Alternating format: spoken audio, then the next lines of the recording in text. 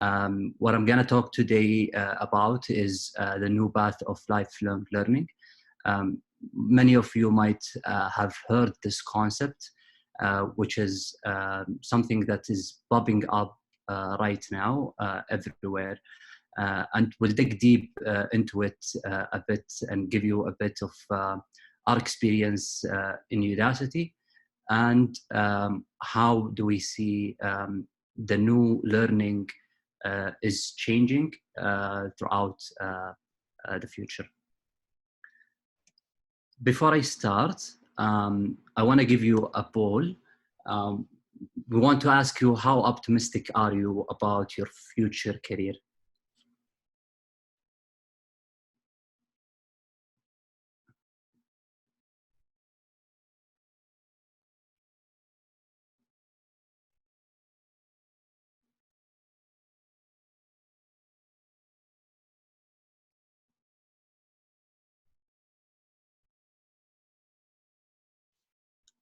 Awesome.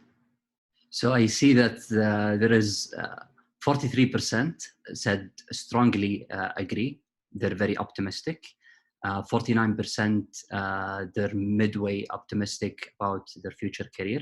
And we have 6% where they disagree, and only 1% that mentioned strongly disagree and very and not optimistic about the future of his career or her career. There is a very positive and bad news that I'm going to share with you today. The first bad news is about the changing future. In the upcoming future of humanity, there are 3 types of people who will survive in the new economy. The first segment of people are the people who own capital and those who can access it. The second segment, which is anyone who can work with intelligent machines and technology. And the third segment are the superstars in their respective fields. This is where we are looking for doctors, very advanced lawyers, and even engineers that are working in very specific fields. And these are the segments that are going to be thriving through the upcoming economy. There are 2 core abilities for thriving in the new economy. The first one is the ability to quickly master harder things. And the second thing is the ability to produce at an elite level, both in terms of quality and speed. And this is something that we need to look at when we're thinking about our future and when we are thinking about how optimistic are we of our future careers. The bad news that I want to share with you today is machines are taking over. There are currently more and more fields that machines are getting into. When we think about it, in the past few years, we thought about more of the simple manual work. Now machines are getting into more cognitive skills around reasoning, decision making. This is where we are inside our respective organizations. We're seeing machines taking the part of supporting the decision making process. There are a lot of tools that are available, simply can be accessible from anyone.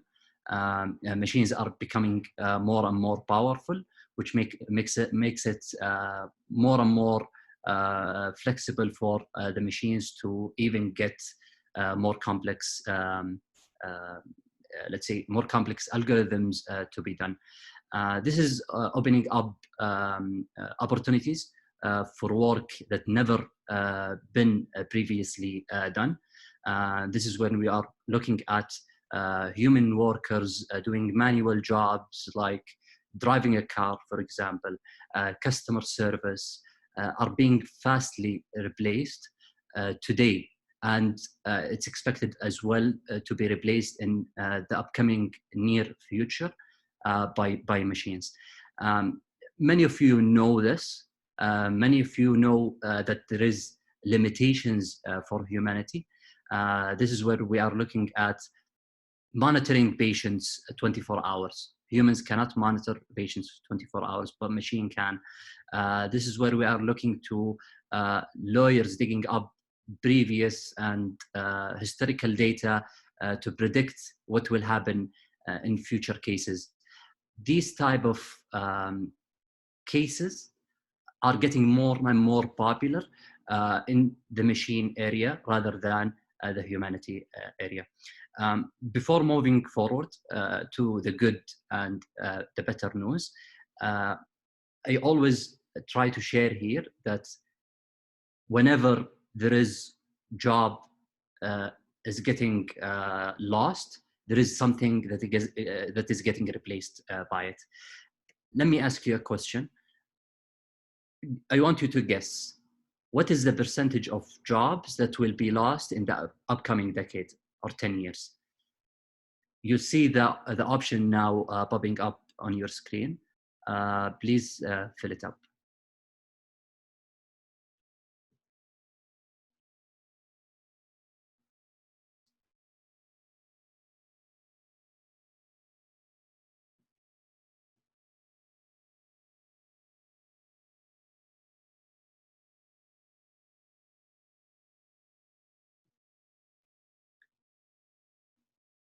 Will there be 10%, 20%, 30%, or 50% of jobs lost in the upcoming 10 years?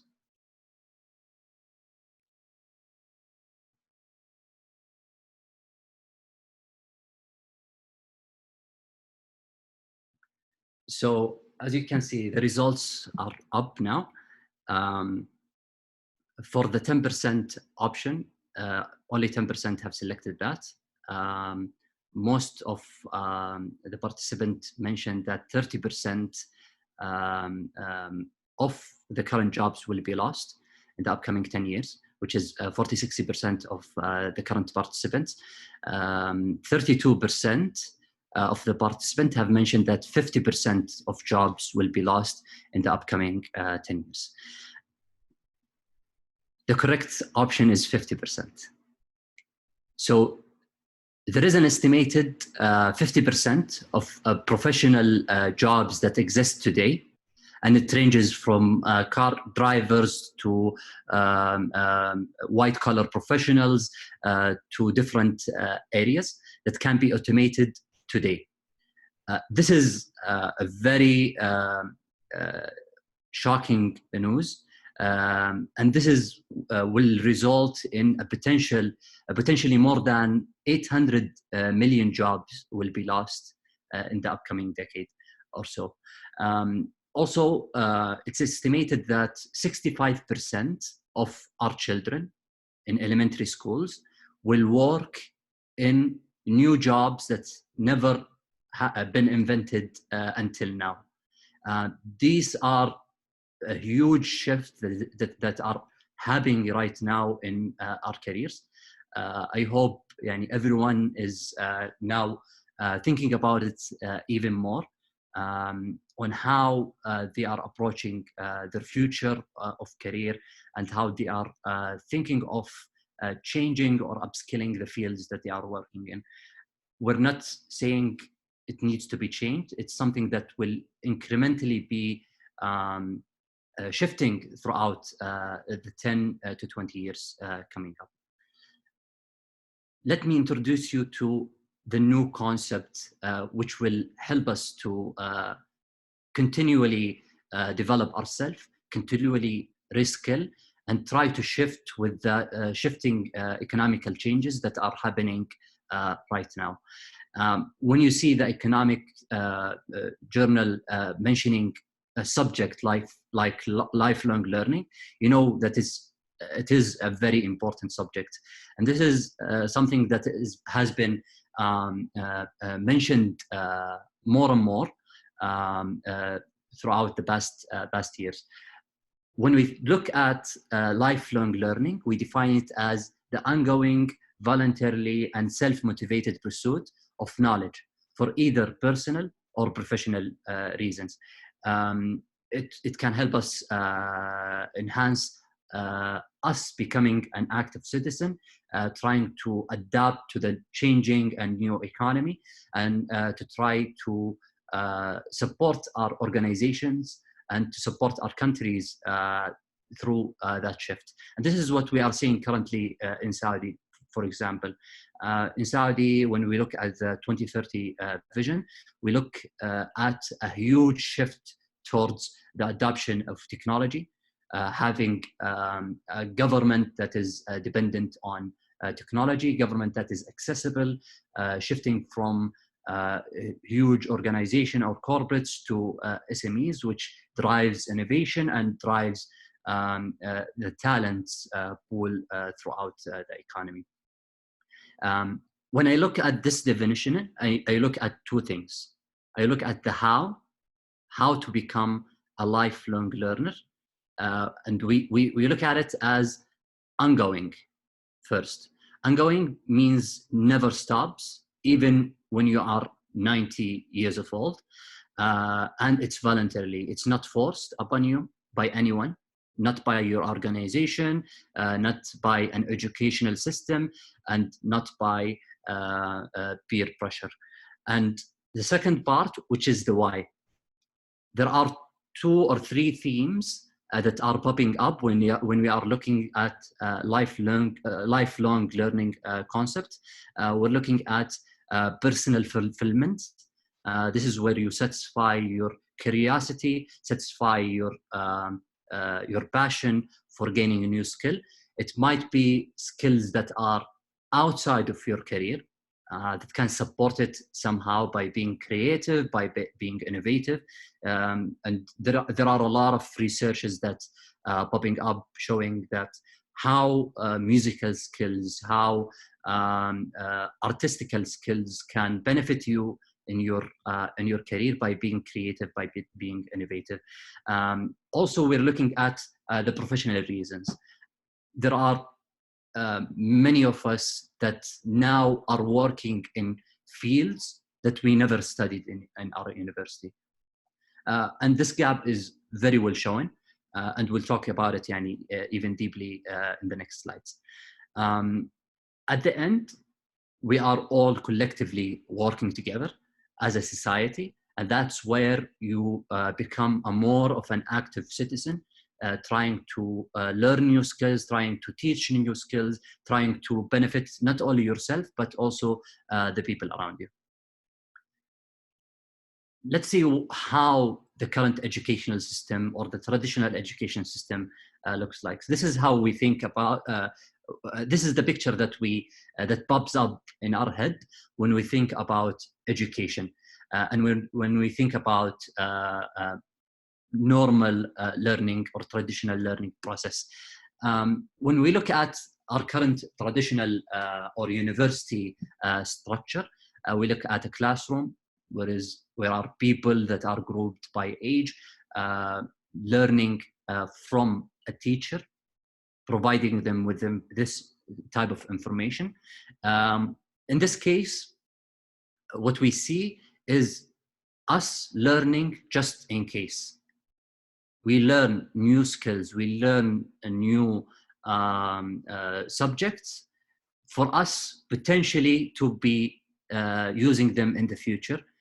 90% of what we have learned is something that is not practical in our current work or beneficial for our current learning process.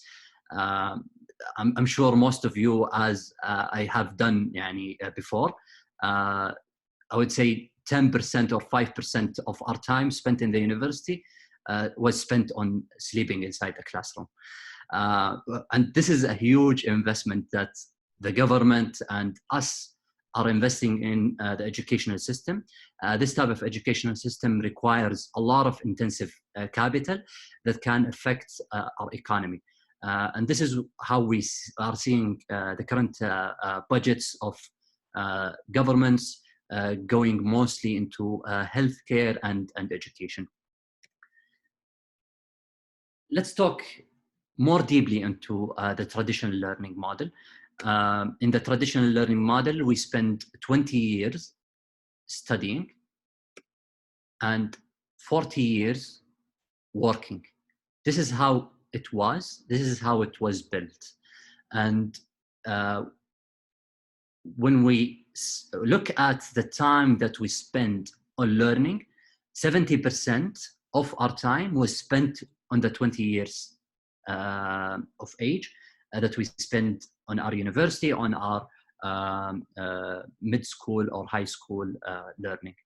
And when we dig deep into this model, we look at this model was built on 4 main concepts. The first one is grouping by age, where we take people that are in a certain age, get them into one classroom, give them a predefined curriculum for the year, all of them move through it. We have intermediate milestones where we have exams, tests, and many other milestones that are evaluating how much of a knowledge that we gained throughout this process. We went through a specialization lane where we looked at, especially in university, where we looked at specializations that are focused on performance. As much grades as you get, as much better of a specialization that you'll get into. Not everyone is privileged enough to go into engineering or to go into programming or many of the very advanced careers. Now, let's talk about the history of education. When we look at the history of education, before the 19th century, there was no such thing as universal education. Education was very limited to a few privileged people, where they had tutors at home or at mosque or any other small gatherings. This concept of universal education was where everyone should be able to read and write, only started towards the end of the 18th century. This is where we are looking at the Borussia, which is part of the modern Germany right now. They invented this concept where they gathered people into one classroom, gave them a predefined curriculum, and this improved throughout this time. Since that time,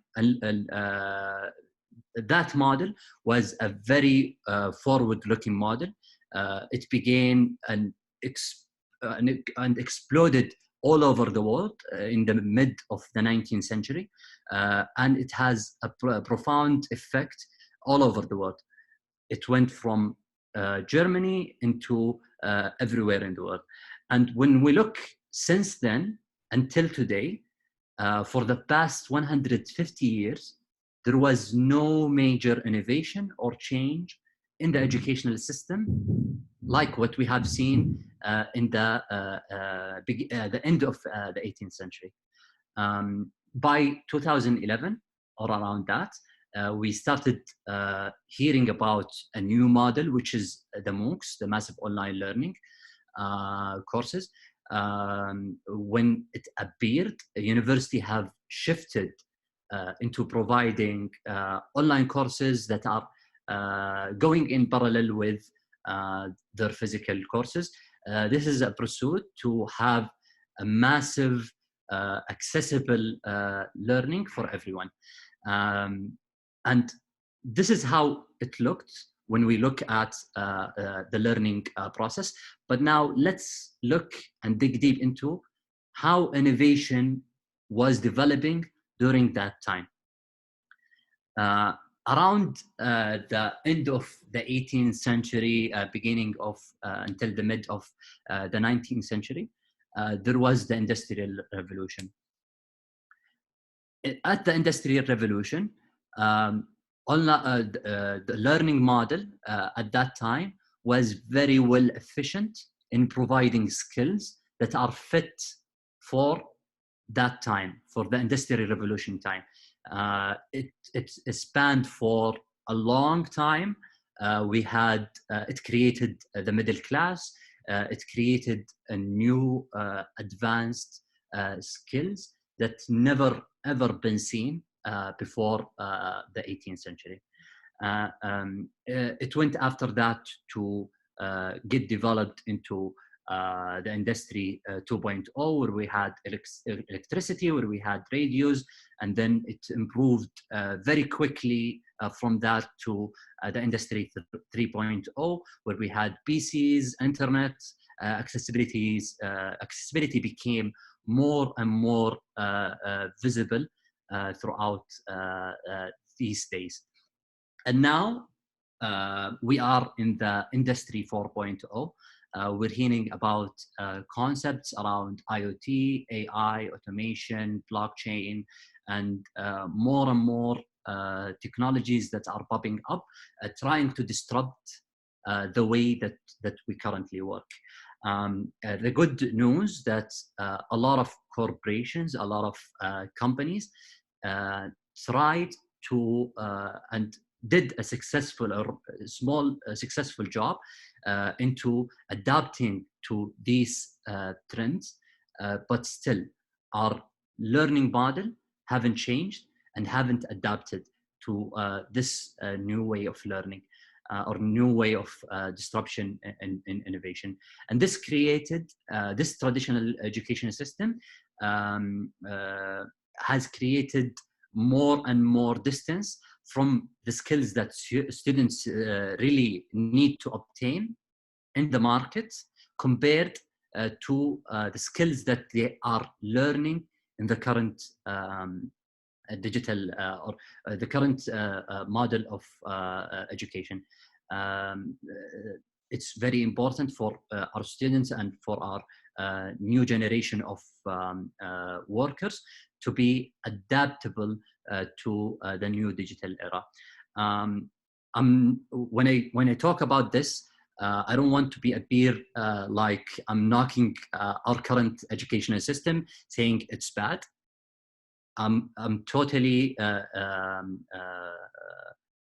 saying it needs to be shifting, and we're seeing this currently happening by using blended learning, leveraging technology into the educational system, having the flipped classroom, and we'll talk about the new standardization and new waves of educational trends that are happening in our current system.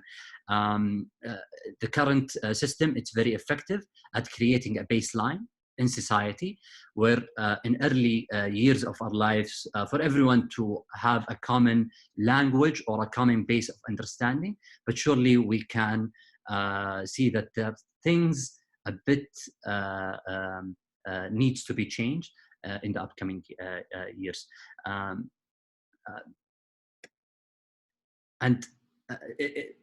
What we are currently working on is an assembly line model, very identical to how we used to do things in the Industrial Revolution.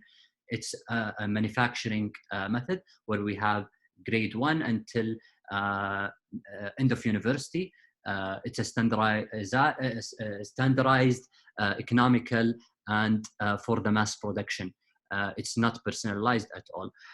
And when we look at also companies or corporates right now, we're seeing that there is a huge trend from companies like Google, Facebook, and even more other companies shifting from requiring bachelor degrees or requiring a very advanced educational certificate to moving toward having or measuring the skills that is required for a job.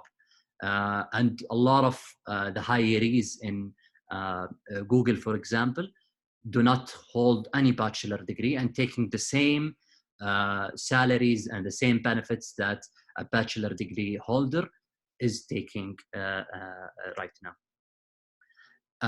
So let's see what are the disruptive forces that are changing this model. There are many factors that I want to go over. I'll go over 5 or 6 of them today, where we see they are changing factors that are affecting the way that we are learning, or the way that we are improving our skills. The first one is the life expectancy. The life expectancy, not like the 18th century or the 19th century, it has improved very far. Now we're looking for people that are at the age of 70 or 60 that are still in the workforce. And throughout their expertise, it needs to be reskilled, it needs to be changed. Automation is playing a big disruptive part on the way that we are learning and working. Old skills are becoming obsolete and new skills are becoming in demand. Cost of information are becoming zero. The best educator in the world is YouTube. When we try to learn something new, we don't go into books or look for experts. The first thing that pops up in our mind is, let's search it. Let's look it up in Google, or let's look it up in YouTube, and let's have this skill or this new piece of knowledge gained very fast. There is an increased accessibility and connectivity. Everyone has accessibility into internet. Everyone has devices or computers that have more core processing power than whatever we have seen in the past decade. There is also the big data and processing power that is playing a huge part. We have created in the past few years more data than what we have created in the past decade or century even. Now, let's look at how would an education 4.0 overlaps with the industrial revolution that we are having right now through the Industry 4.0. When we look at education right now, we're looking at micro-learning education, where we segment the learning model from having huge subjects into very small, digestible subjects. We're looking as well into flipped classrooms, where we are providing all the power to the learner and having the teacher or the educator as a guide to map these people or these learners into the right field or the right path for upskilling. And here also we're looking into alternative credentials.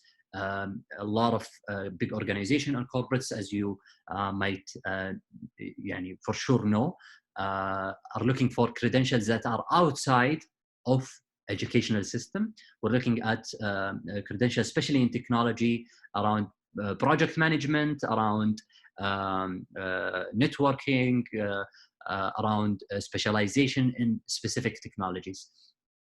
Personalized learning, with all of this amount of data that we are gaining from learners, we can even move from the grouped by age into a more personalized learning paths.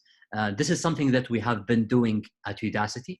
We're learning from the behaviors and the way people are learning through our platform, and we're trying to shift their personal education into a more personalized, segmented piece of knowledge that they can gain, they can learn from, and they can practice at. Having field expertise as well is very important.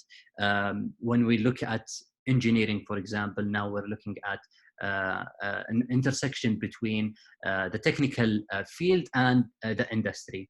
There are many of people and subjects that are coming up. For example, AI for healthcare. This is a subject that is happening, and a field of expertise that is building around the intersection between the technology and the industry. And something very important in the education 4.0 is practice.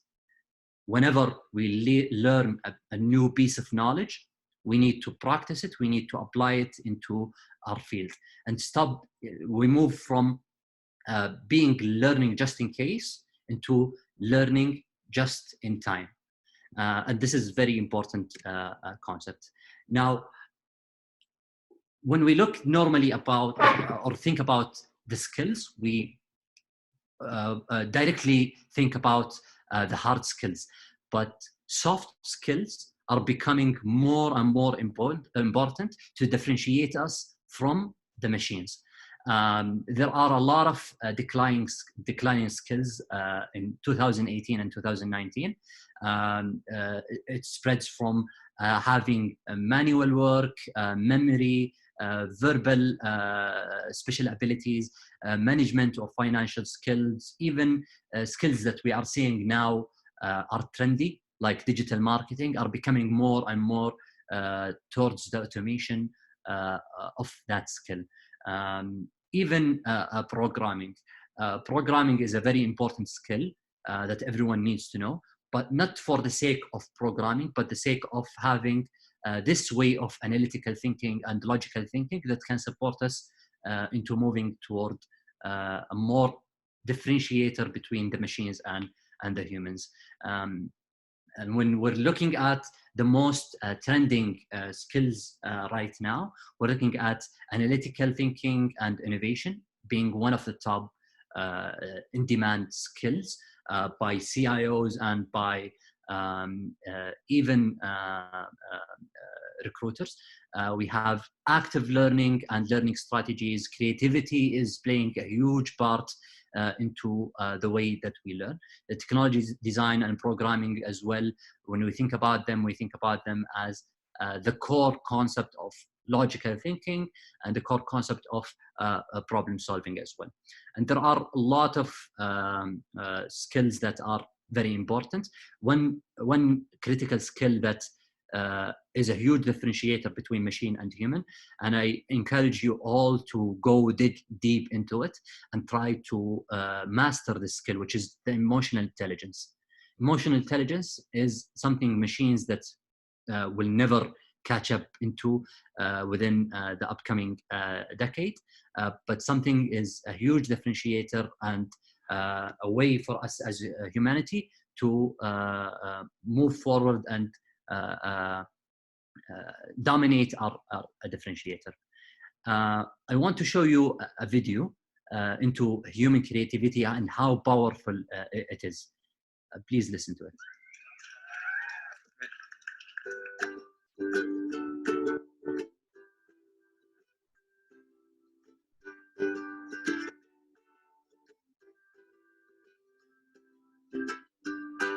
Just a small town girl living in a lonely world.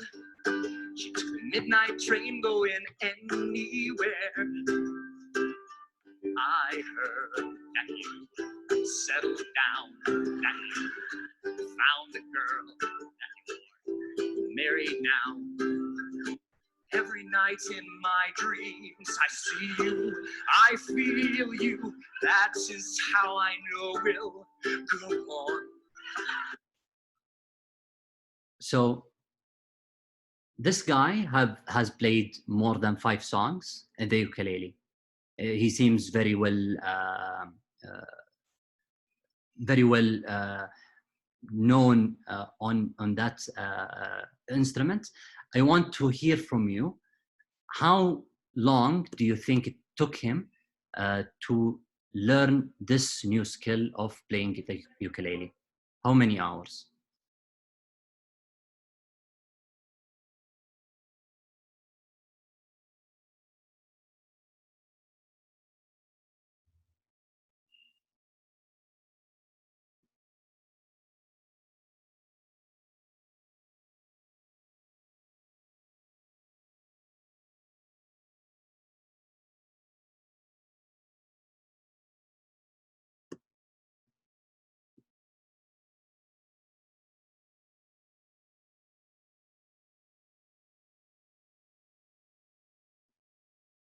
Okay, please participate in the poll.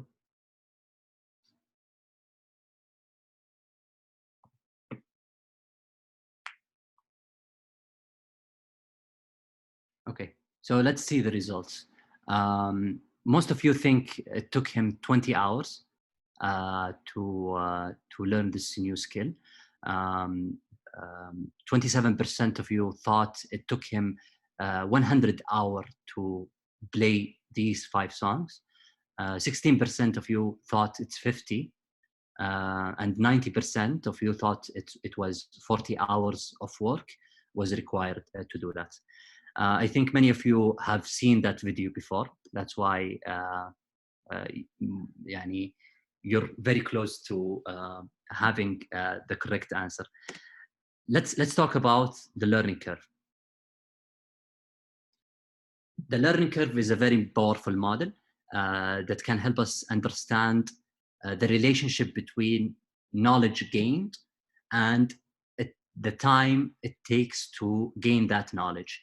When we start learning something new, we go from embarrassingly bad, trying to play the ukulele or playing a new instrument and sucking at it, until we go at, oh, okay, now I'm playing good songs. I'm articulating something that is creative or something that is valuable for the new piece of knowledge, until we go to strong at it. Then we go at very strong until we go to the very elite, where we have the very advanced musicians, the very advanced doctors, the very advanced engineers at their field. To become an elite at a skill or to become an elite at a subject, it normally takes you 10,000 hours. So this is an equivalent of 9 years of your life if you spend 3 hours per day practicing and learning this skill or this new field. This is where we see very well-known and award-winning musicians take that time to get this new piece of knowledge. But not all of us want to become a very advanced musicians or to become a very advanced at one skill. To become good at something is something that is very powerful. And this is where we look at 20 hours of focused learning to become good at something. So the musician that we saw just right now, he took only 20 hours of his time to learn to play more than 5 songs in the ukulele. And this is a very powerful tool. And this is something that I encourage you all to think about even more, especially when we are thinking about the breadth and depth of learning.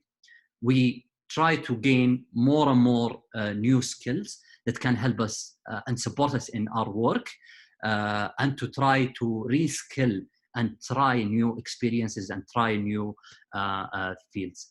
And this is expected from us all in the upcoming new economy, where we are required, especially in our own jobs, to try something new, to try to get into a field or a task that we never worked on before, and we think that we're gonna do a really bad job at it. But when we look at this model, if we spend 20 hours of our time focused on that skill, we can gain it very easily and become good at it, and we can speak even more about this new gain skill. There is infinite possibilities when we think about this concept. We need to break this emotional barrier to become a lifelong learner by becoming curious, demonstrate interest with humility. It is the differentiator for us and the machine. Being passionate, discovering our own inner talents, it can help us a lot into gaining this new skill of reskilling, of learning something new, being or having the empathy as well. It will open our minds and our hearts, allowing us to be more active citizens and allowing us to be more giving into our society. Now, Let's look at how do we really focus on this new model of learning, of dividing the skills into small pieces. It can help us get into the new learning curve and becoming more knowledgeable in many different fields. The first thing that I would want to mention is breaking down the skill. When we look at a huge skill, let's try to divide it up into micro learning skills. So when we think about, I want to become a musician, or I want to learn how to become more creative into arts, I try to divide it into small things. I think about, okay, let's try to play 5 chords or 2 chords or 3 chords in ukulele. This is something that is available and accessible for us everywhere.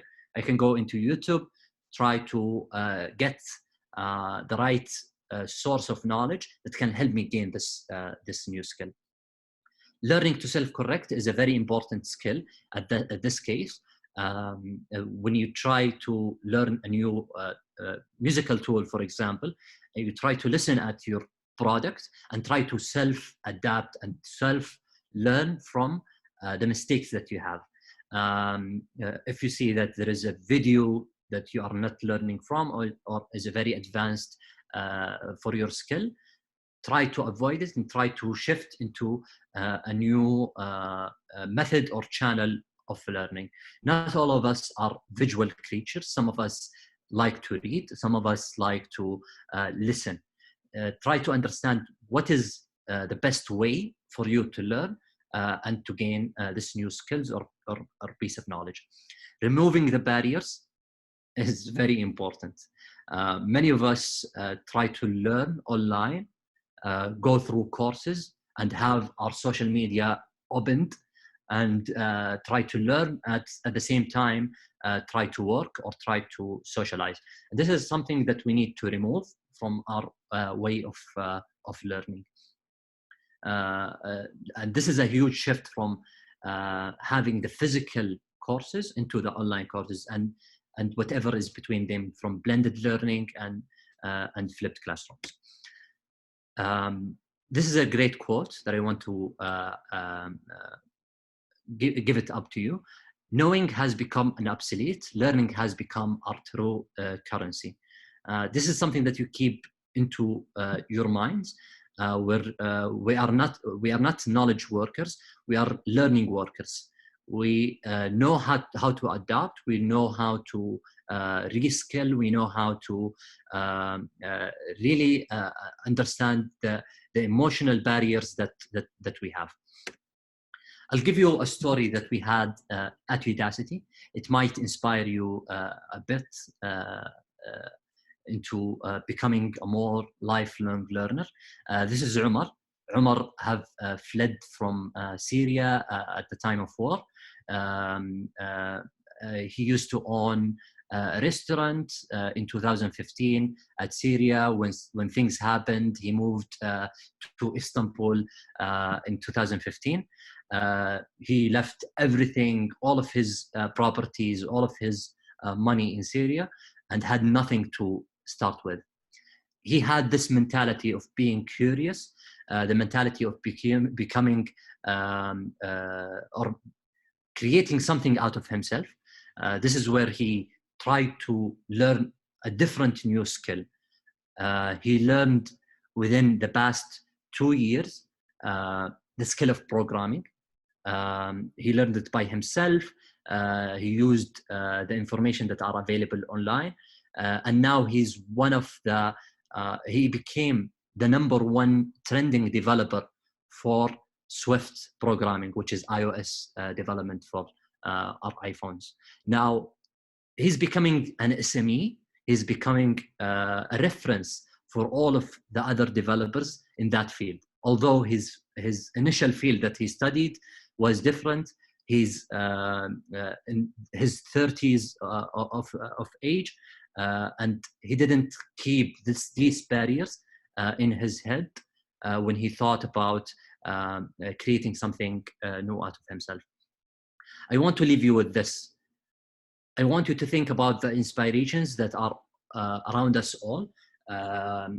Seeing people that started from nothing and became expert at a very trending subject. And I want you to also focus on stopping the way we're learning just in case, and to start learning just in time. I leave you with this. Ask yourself, are you really a long life learner or not? Thank you very much. Thank you, Hamad, for that eye-opening speech and talk. I'm sure we're all more motivated now to start our journey as lifelong learners, inshallah. So we have a few questions from our attendees, and we'll start asking them right now. But first off, I'd like to start it off with asking you a question. How should an individual identify a skill to start learning? Great question. So identifying a skill depends on the field that you are working on. It's normally an intersection between something that is in demand right now and something that is required in the future. I encourage you all to look at the most trending technologies or skills. There is a really good one, a great report was created by LinkedIn. It talked about the most 10 top trending skills. Try to focus on these new skills and try to also develop yourself in your current field to become a subject matter expert in one field, and try to also expand into different fields as well. Mm-hmm. That's great advice. We have a question. So were schools at the beginning of the 20th century focused on training future skilled workers for production lines more than our modern understanding of education? Yeah. So again, what's the question? The question, were the schools at the beginning of the 20th century focused on training future skilled workers for production lines more than our modern understanding of education? That's correct. Yani, when we look at the gap, and this is something all of us talk about, the gap between education and industry. A lot of the fresh graduates right now, when they graduate, they go into the industry, they start with nothing. They start with zero skills, and we have, as a corporation or as a company, educate them or provide them the basic knowledge that they need to learn in order to do their job efficiently. That's why a lot of the fresh graduate programs that are popping up right now, we're seeing programs like one of the most famous programs like Rajhi Bank. We have the Aramco program. We have the BIF program for fresh graduates, and many others, trying to build a huge path of learning outside of university in order to give them these new skills in the new digital era. The good news here that a lot of the educational institutions are trying to shift. We're seeing trends globally, and hopefully that we're seeing more and more here locally, especially with our current situation, COVID-19, moving from purely physical classes, which is very money intensive, into a blended learning, where they have people learn online and then come into classrooms, discuss, and build this type of creativity and curiosity that is needed from our learners. We need to always think that this is university is building the baseline only, and giving them the creativity skills, the problem solving skills, is very critical for them to get into the industry. Thank you, Hamad. We have a question from Rodrigo. Having in mind the current oil and gas downturn, do you think that pursuing a graduate degree, master's degree, is just an expensive title? And if it is worth it to get a graduate degree, what are the skills we should learn? Great question. Very advanced degrees are only valuable if you are looking into a research field. If you are into research or education, I would recommend for you to go into that area of mastery or of education, because you'll gain the theoretical skill required in order to do your research, in order to do or go forward into developing something very specific. But if you are looking into a more practical jobs in very advanced technologies, I wouldn't recommend you going into the very to master degree or PhD. What I would recommend is try to leverage the available platforms that are online. Example is Udacity, you have Coursera, Udemy, and many others, or even the professional certifications that are available right now. Professional certifications like PMP, it can help you increase your salary by around 30 to 40%, which is something very significant. And looking at the very advanced technologies, it's very important as well. If you are going to be gaining a skill in AI or in data analysis or many others, try to avoid the theoretical part, focus on more of the practical part.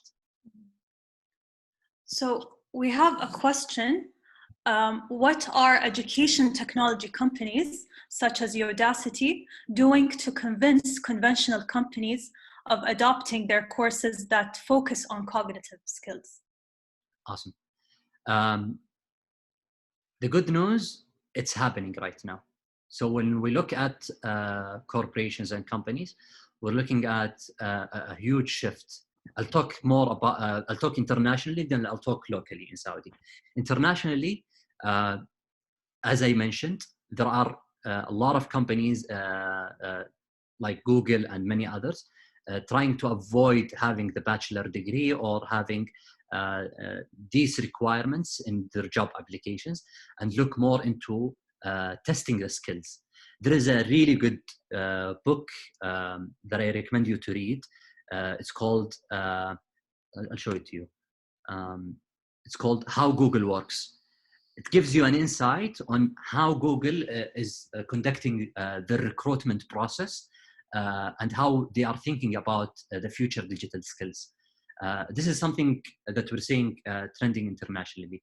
Now, locally, a lot of companies and corporations, and we're having this demand right now at Udacity, where we are looking at companies thinking of the effect of learning into the impact on the business. Many of the companies that we worked with, they try to link whatever employees are learning into a very visible impact. An example, one of the companies that we work with, they were able to reduce the cost of manufacturing by around 5%. And this is millions of dollars.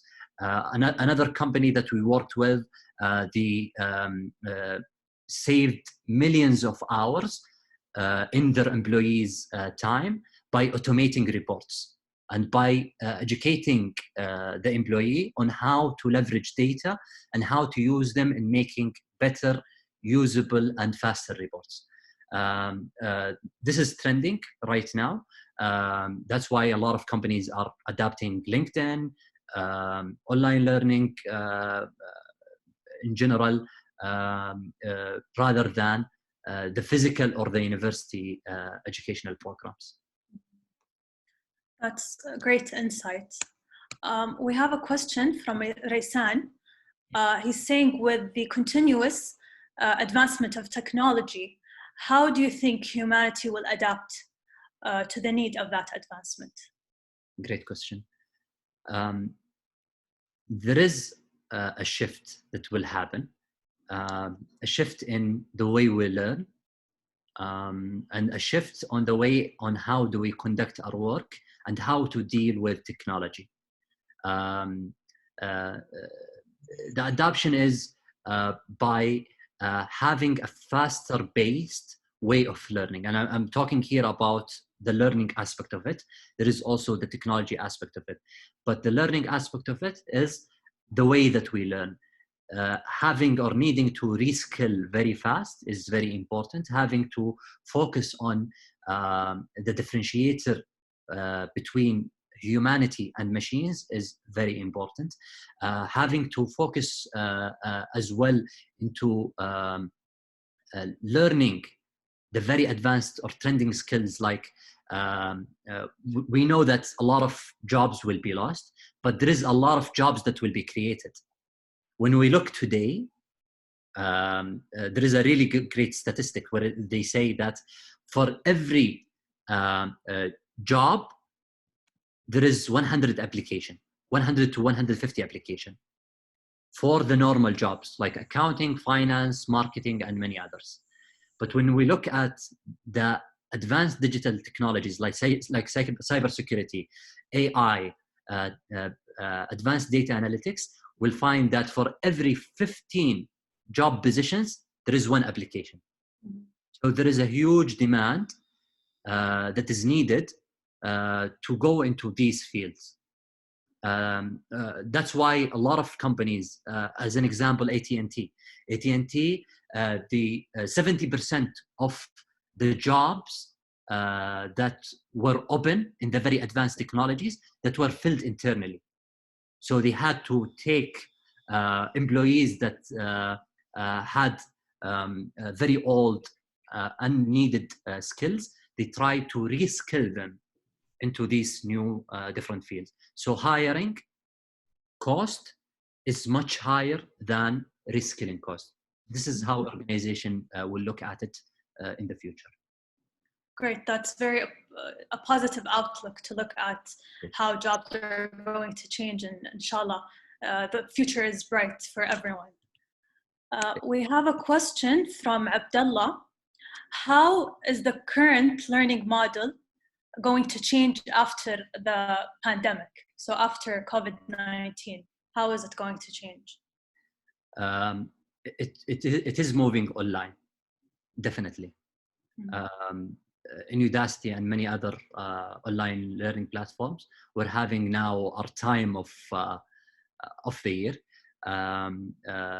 We're seeing a huge demand that is coming up into online learning.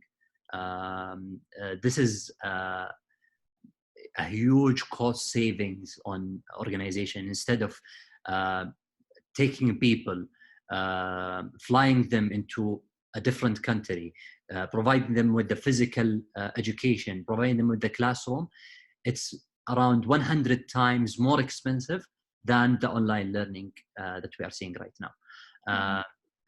The good thing that is happening because of the COVID, people are adapting into these new ways of learning.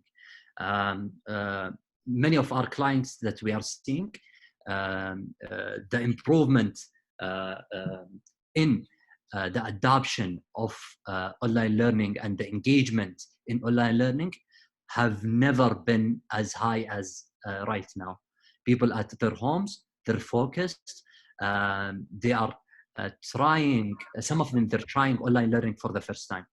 In terms of technology, adapting new technologies is also changing the way that we work. Many of us now, we're leveraging new tools. We're learning new tools like Zoom, for example, to do our job much better. We're using project management tools. We're using online educational tools as well to advance our technology or advance our future. Universities, high schools, they're leveraging as well technologies to provide exams, to provide blended learning to their learners. An example, a great example is Classera. Classera here in Saudi, they're doing a really great job into providing this type of technologies that is supporting also the way that we learn. Mm-hmm. That's great, and I think this pandemic is a blessing in disguise because it's helping people actually adopt technology and looking at new innovative ways to start learning. We have our last question.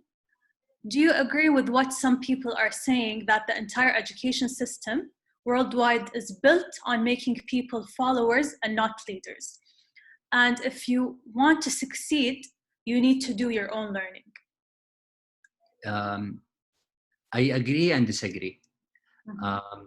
The learning model that used to be done, which is the assembly line, it used to have a common language, something that is very well known for many of the people at the same time. This is a positive, but at the same time it's negative because it's providing people that are more very well knowledgeable to downgrade their knowledge into the common and not to become special, which is what's needed currently in the industry.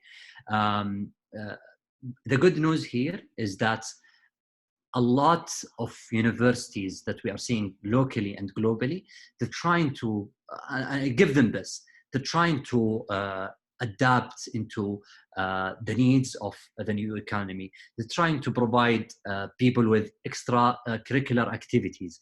They're trying to build their new skills. They're trying to give them a more creative side, an innovative side of learning. And these are very important core skills that's not only important for the past years, but also important for the future. And I mentioned some of them where we have creativity, innovation, problem solving, that only are visible into our educational system, which create the very basic baseline.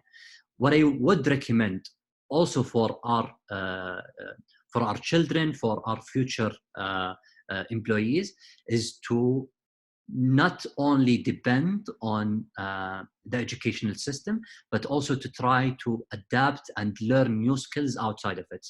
And it has to be practical and it has to be relevant.